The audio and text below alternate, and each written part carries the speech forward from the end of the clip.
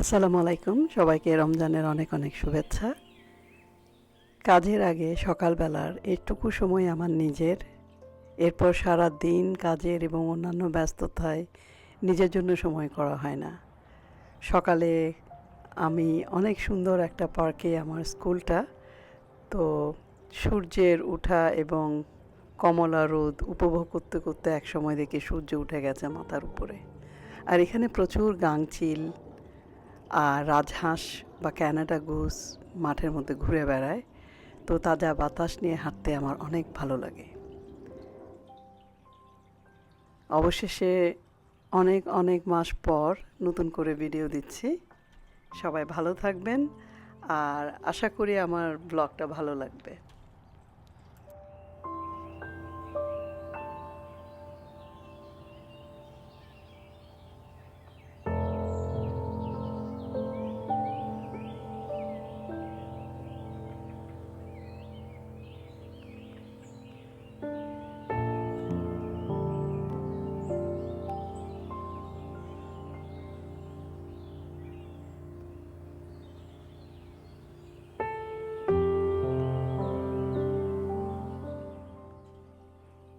আমি বাসায় আসলেই ইভি আমাকে ফলো করতে থাকে যেখানেই যাই। তো প্রথম কাজ হচ্ছে দৌড়ে আমার বেডরুমে এসে জানালার মধ্যে লাফ দিয়ে উঠে সে আমাকে ওখান থেকে দেখবে। কি দেখে আমি বুঝি না, আশা করতাম যদি ভাষাটা বুঝতে পারতাম। তো আজকে আমি একটা ছোট হাইটের ক্যাটরি কিনেছি। বড় দুটো আসলে আমার লিভিং রুমটাকে অনেক বিজি লাগে, তো ওরা আবার লিভিং রুমের জানালা দিয়ে বসে বাইরে দেখতে ভালোবাসে। তো এখন রাইক নাই যে আমাকে এটা ইনস্টল করে দিবে, আর আমি অনেক লেজি, করতে পারি না। আজকে কিভাবে জানি নিজে নিজেই পুরো জিনিসটাকে বানালাম।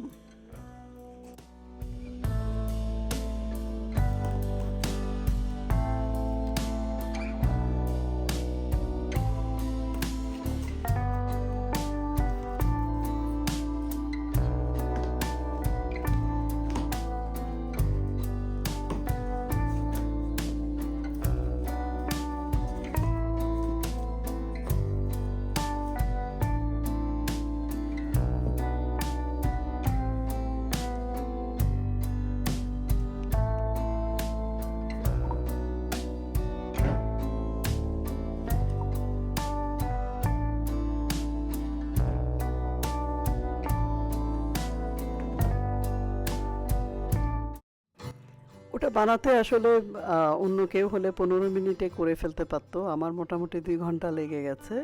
কখন ইফতারের সময় হয়ে যাচ্ছিল বুঝতেও পারছিলাম না। তো লাকিলি আমার পাশের বাসার পাকিস্তানি নেইবার হঠাৎ করে দেখে অনেকগুলি ইফতারি দিয়ে গেল। আজকে যদিও বাসায় কেউ নাই, তারপরও fish pakora, spring roll, samosa আর পাকিস্তানি বিরিয়ানি, আর সাথে ওদের জর্দা, এটাকে মুনতাজান বলে, খুবই সুন্দর এবং উপাদেয় ছিল। আমার খুব ভালো লেগেছে। ভ্যানকুভারে বাচ্চারা চলে যাওয়ার পর থেকে আমাদের দুজনের, স্পেশালি রাইক না থাকলে, অত ঘটা করে এত ভাজা দিয়ে ইফতারি খাওয়া হয় না, কারণ দুজনেরই শরীরের প্রতি একটু সচেতন হতে হয়। 2-1বার করা যায় যখন ছেলেরা আসে তখন। তো নর্মালি আমরা একসাথে বাংলাদেশি ডিনারই করি। তো এখন আমি সাদা ভাত আর আমার অনেক অনেক প্রিয় লাক্ষা মাছ আমি এবার অবশেষে পেলাম, বাংলাদেশি দোকানে এসেছে। তো অনেক প্রিয়, যেটা আসলে বলে বোঝাতে পারবো না, কারণ কাটা ছাড়া আর একটু সুস্বাদু। তো আমি সুপার এক্সাইটেড, আজকে আমি ঠিক দেশি স্টাইলে বানাবো লাক্ষা মাছ। আমাদের বাসায় শিমের বিচি দিয়েও হতো। লাক্ষা শুটকির নাম অনেকে জানে, কিন্তু ঢাকার বাইরে, চিটংয়ের বাইরে যারা থাকে তারা লাক্ষা মাছটা অতটা চিনে না। এটা সামুদ্রিক একটা মাছ। তো সেটাই আমি এখন রান্না করছি টমেটো দিয়ে। মাছ রান্না, ভেজে রান্না করার স্টাইলটা আমি আসলে শিখেছি আমার বিয়ের পর ঢাকায় এসে। আমাদের বাসায় ভেজে কখনো মাছ রান্না করা হতো না। তো ভেজে রান্না করলে মজা হয়, অবশ্যই মজা হয়, কিন্তু চিটাগাংয়ের স্টাইল ঢাকার মতো না। কিন্তু আমি এখন জীবনের বেশি সময় কাটিয়েছি চট্টগ্রামের বাইরে, তো যেটা আমার ভালো মনে হয় সেভাবেই আমি রান্না করছি। তো আমি হলুদ মরিচ আর একটু লবণ দিয়ে মেখে ভেজে মাছটাকে ভেজে নিয়ে ওই মাছের তেল দিয়েই পেঁয়াজটাকে ভেজে নিচ্ছি।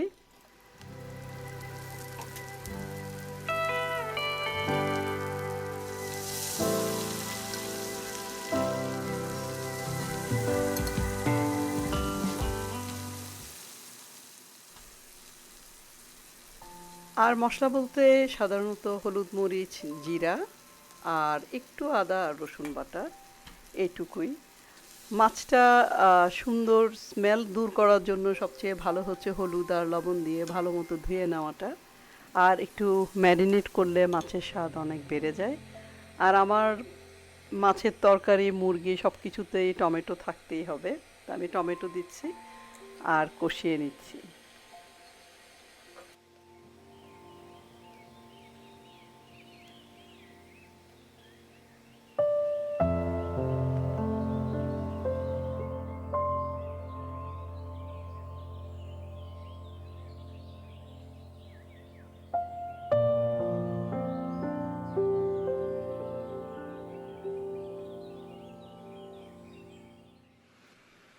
ইদানিং কোরিয়ান ব্লগ দেখতে দেখতে ডিমের প্রতি আলাদা একটা ভালোবাসা এসেছে। ডিম কিভাবে কত প্রকার করতে হয় তার একটা এক্সপেরিমেন্ট আমি খেয়াল করেছি আজকাল খুব করা হচ্ছে। তো আমি অ্যাকচুয়ালি ভাবছিলাম যে ডিম দুই রকমের করে দেখব কোনটা বেশি মজা হয়। তো এখানে আমি শুকনা মরিচ দিয়ে, নর্মালি আমরা কাঁচা মরিচ দিয়ে অমলেট করি, তো আমি এখানে শুকনা মরিচ, শ্যালট যেটা দেশি পেঁয়াজের মতো, আর দুটা ডিমের অমলেট করছি। কখন খাবো কে খাবে সেটা কিন্তু এখনো জানি না। তো আমার ছেলেরা কিন্তু সকালে, স্পেশালি রাশিক আর রাইক, ওরা দুজন খুব এইভাবে অমলেট করলে খুব পছন্দ করে ব্রেকফাস্টের সময়। আমি যদি বলি একটু মাশরুম বা ব্রকলি বা কিছু দিয়ে করে দেই, ওরা কিন্তু খেতে চায় না, ওরা ঠিক এভাবে খুব পছন্দ করে। যদিও শুকনা মরিচের গুঁড়া না, কাঁচা মরিচ কুচি। তো এখানে আমার বাংলাদেশের স্টাইলে অমলেট করলাম লাক্ষা মাছ রান্নার শেষে। আমি অবশেষে আমাদের বাসা থেকে 15-20 মিনিট দূরে একটা কোরিয়ান গ্রোসারি স্টোর আবিষ্কার করেছি, খুবই ভালো লাগে যেতে। ওখান থেকে চয়সাম কিনে এনেছিলাম। চয়সাম আমার খুব অনেক পছন্দের একটা শাক, আমার খুব ভালো লাগে এটা। আমি জানি না এটা কি সর্ষে শাক কিনা সেটাও আমি জানি না, কিন্তু আমার খুব মজা লাগে। আর চয়সাম আমি ঠিক আমাদের বাসায় চট্টগ্রামে আমার মা যেভাবে শাক রান্না করে শুকনা মরিচ আর রসুন কুচি দিয়ে, সেখানে আমি প্রন চিলি পেস্টের একটা চাইনিজ দোকান থেকে একটা কন্টেনার কিনেছিলাম, ওটা দিয়ে আমি শাকটা রান্না করি এবং ভীষণ মজা হয় কিন্তু খেতে। তো এইটা হবে আমার আজকের ডিনার।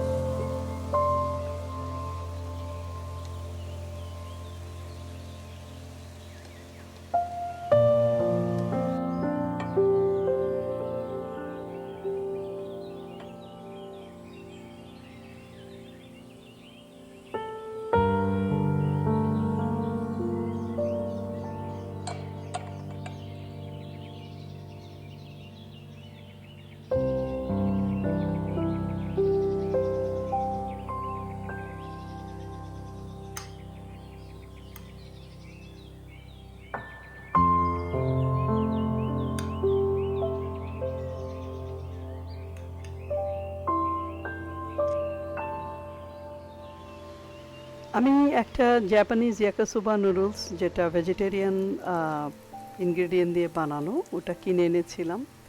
তো ইয়াকি সোবার একটা সস আসলে অনেক আগে কেনা হয়েছিল।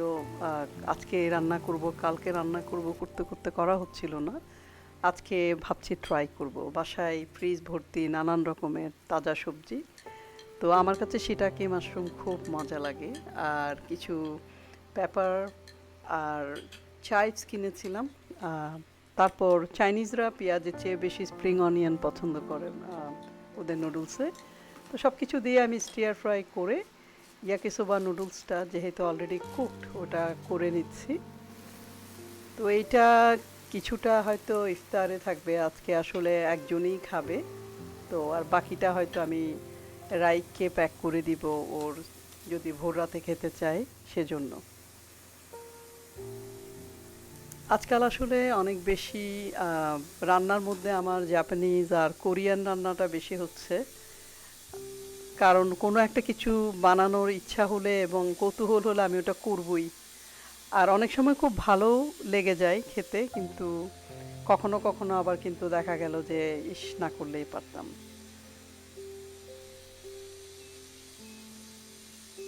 তো এখানে যে কুকড নুডলসগুলি প্যাক থাকে, এটার একটা ভালো জিনিস হচ্ছে সিদ্ধ করে আবার ড্রেন করার ঝামেলাটা থাকে না, আর খুব তাড়াতাড়ি করে ফেলা যায়। তো ইয়াকিসোবা সসে অ্যাকচুয়ালি একটু মিষ্টি ভাবটা বেশি।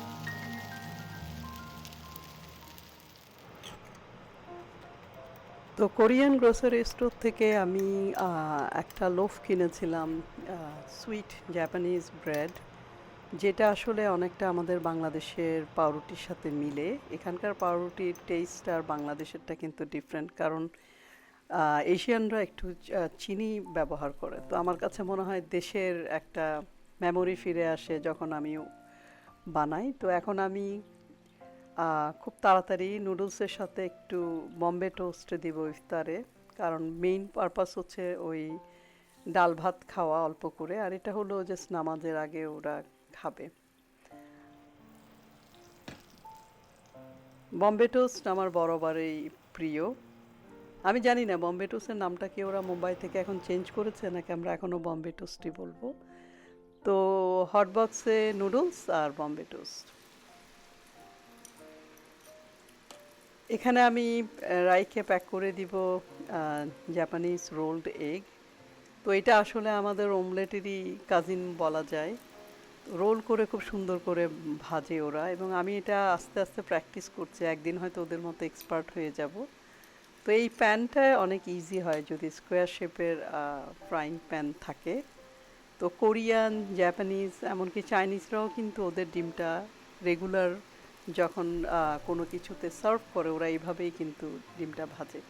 এটা মনে হয় আমি আমার চ্যানেলে আগেও পোস্ট করেছি, কিন্তু আমি এখনও সেরকম এক্সপার্ট হইনি। এটা ট্রিক কি আমি জানি না, আমি প্রত্যেকটা ব্লগে ফলো করি কিভাবে বানায়।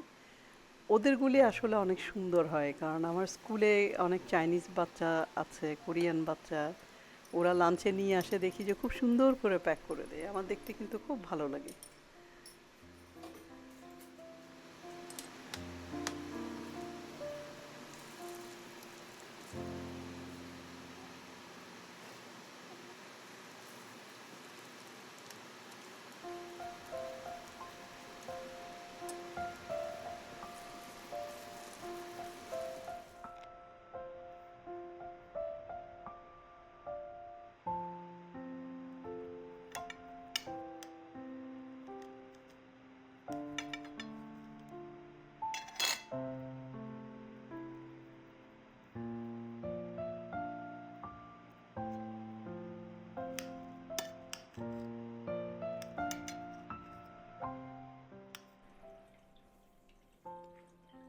নিচের ট্রেতে ইয়াকিসোবা নুডলসটা আর উপরে রোলড এগ আর একটু ছোট দুটো মিনি শসা কেটে দিয়েছি।